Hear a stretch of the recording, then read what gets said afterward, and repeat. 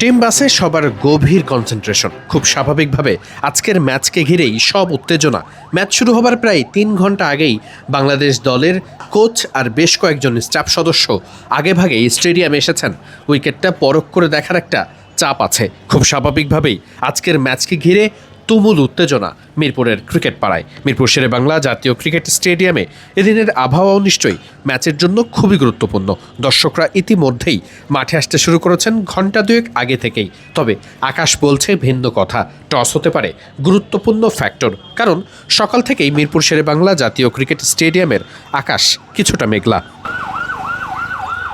নির্ধারিত সময়ের অনেক আগেই, ঠিক 2 ঘন্টা মতো আগে, ঠিক যে সময়ে টিম বাসগুলো মাঠে আসে, আজকেও একই সময়ে মাঠে এসেছে বাংলাদেশ এবং পাকিস্তান দল। তবে বাংলাদেশ দলের টিম বাস সবার আগে, প্রায় 2.5 ঘন্টা মতো আগেই স্টেডিয়াম চত্বরে প্রবেশ করেছে।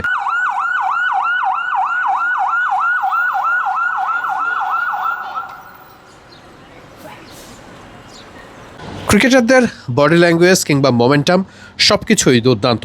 গত ম্যাচটা বাংলাদেশ ভালো করতে পারেনি একেবারেই, তাই শেষ ম্যাচে যে করেই হোক সিরিজটা জিততেই চাইবে বাংলাদেশ।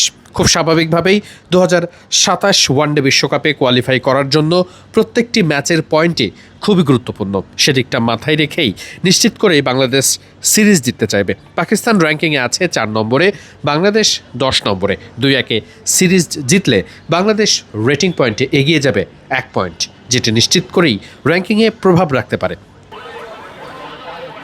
বাংলাদেশের টিম বাস স্টেডিয়াম চত্বরে প্রবেশ করার বেশ কিছু সময় পর পাকিস্তান দলের টিম বাসও চলে আসে। পাকিস্তান কিংবা অতিথি যে কোনো দলের জন্যই যে ধরনের নিরাপত্তা প্রোটোকল থাকে, ঠিক একই প্রোটোকল ছিল আজও। সিরিজের শেষ ম্যাচ, তাই গুরুত্ব একটু বেশি, উত্তেজনাও বেশি। মিরপুর শেরেবাংলা জাতীয় ক্রিকেট স্টেডিয়াম চত্বরে এমনই ক্রিকেট উত্তাপ ছড়িয়েছে শেষ ম্যাচের শুরু হবার আগে।